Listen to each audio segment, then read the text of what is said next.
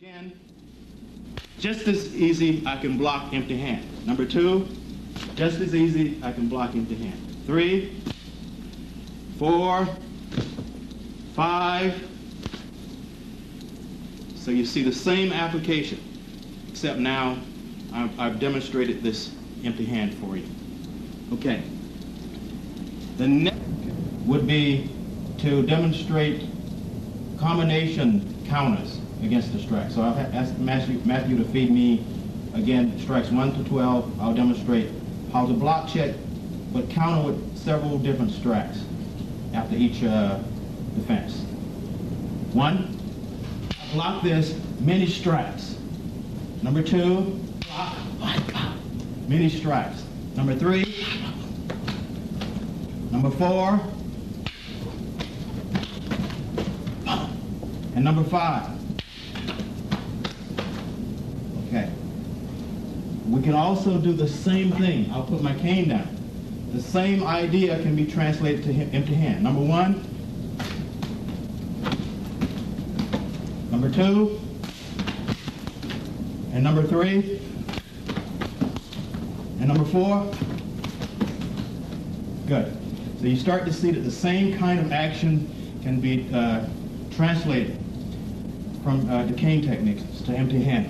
The next progression, I'll go back to my cane, talking about logical progression here, would be to take the weapon from the opponent. Because the important thing in dealing with any opponent that has a weapon is to get the weapon out of the opponent's hand. So the first thing I'm going to do with the cane is to demonstrate the cane disarms. Cane disarm number 1 first. So the opponent feeds me, I block it, right away I have the cane. Number 2, I can block this and right away I can trap the cane and execute a lock and take the opponent down. Number 3, again, this one I can also take the cane. Number 4, I can block it and go into a nasty finger lock. The opponent is totally helpless at this point. Number 5 comes at the center. I can block this. I can disarm it. I can also throw the opponent. Let's try that again. Hold on. So in many cases what will happen when the opponent is attacking with a weapon, they'll hold on for dear life. And we use this to our advantage. So we'll demonstrate that again. So I block number 5. I attempt to disarm. He holds on for dear life. I translate that into a throwing action. Okay. To demonstrate ways that I can empty-hand it, take the cane away from the opponent, or use the cane against the opponent. If Matthew will strike me, strike number 12, I can block this, I can intercept the person's cane, use the cane against his leg, disarm it, and throw the opponent. If he strikes me from the backhand, I can, again, intercept it, use the cane or blade against the opponent, and create a locking action and take the opponent down. Okay. So you start to see that it's easy to translate from the cane techniques to the empty hand techniques. What I'd like to do now is I'd like to ask Al Graves to work with Matthew so he can see and go through the same thing. I want you guys to do disarms 1 to 5.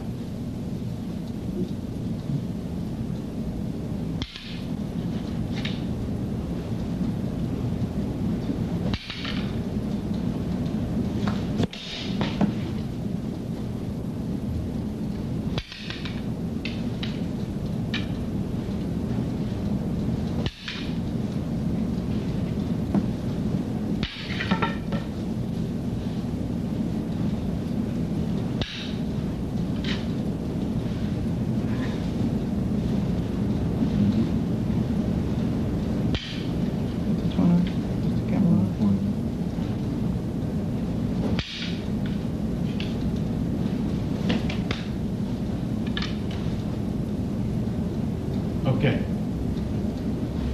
All right, thank you, Al. Thank you, Matthew. Next progression. Last time the technique that we used to demonstrate, just to introduce you to Arnis, was a technique that we call bandi bandi. This is a technique whereby we will pass the weapon. We'll try to destroy the arm or the limbs. We can do that with the cane. We can do that with a knife. Today I'm going to use the knife just to bring home clearly how devastating this art is, even against a weapon. So if Matthew will attempt to strike me with the forehand strike, first of all, as I said before, I sense the movement at the shoulder, so I know that he's going to attempt to strike me with the forehand. That's already known, that's a given. So he attempts to strike me, I slip it and pass it right into my blade. At that point, the arm has been cut, the tendons are cut, so the opponent can't use it anymore. And then I can jab, I can inject the weapon. If he comes backhand, I can switch right away again, the arm is cut. I've opened him, I can inject my weapon.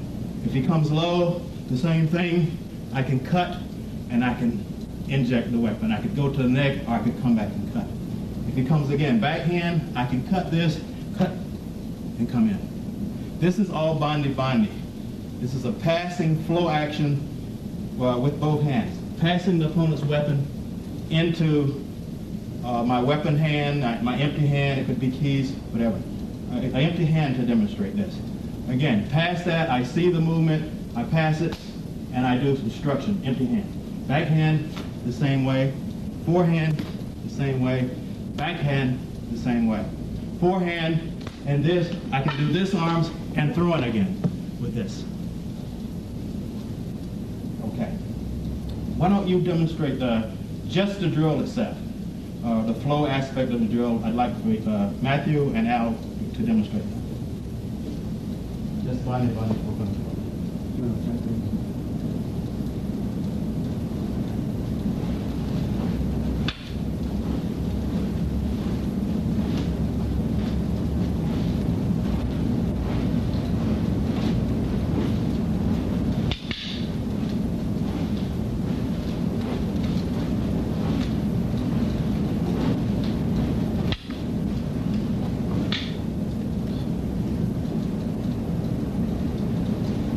Okay, thank you, Al.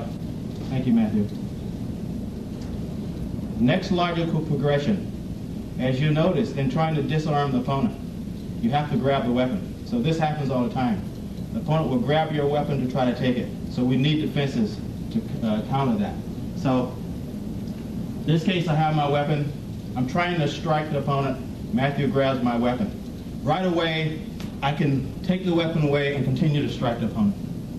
Okay? If he grabs again, I can take the weapon and create a nasty lock. The opponent is down and helpless. Okay? If he comes again, I can grab the hand, turn through, and throw the opponent off of this, and strike the opponent, and jab the opponent.